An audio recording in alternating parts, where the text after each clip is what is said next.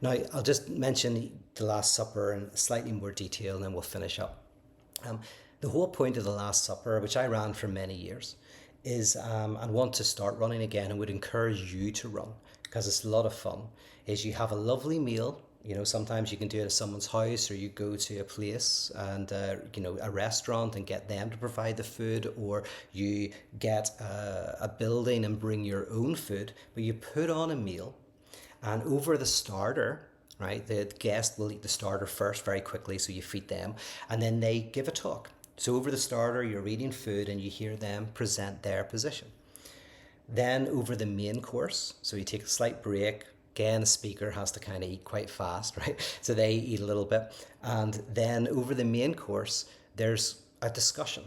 Am I saying it right? Yes. So there's oh yes, well, there's clarification, right? That over the main course, people ask questions to get clarification.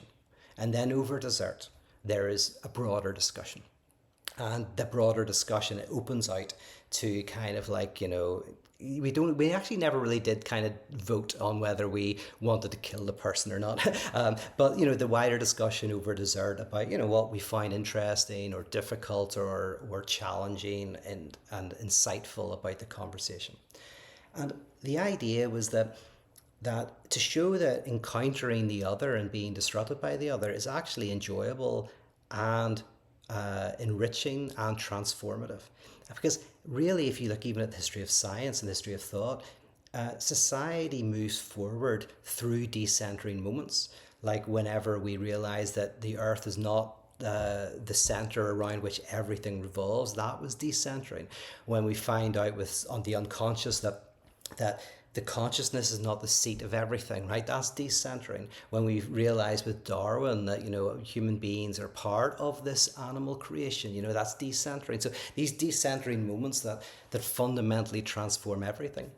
So you find through the Last Supper, you learn things, you have a nice meal, you find interesting people, and if you do enough of them, not only do you learn stuff, but you're, without even knowing it, you're exercising a certain social muscle. You're exercising the ability to have conversations with people who are different.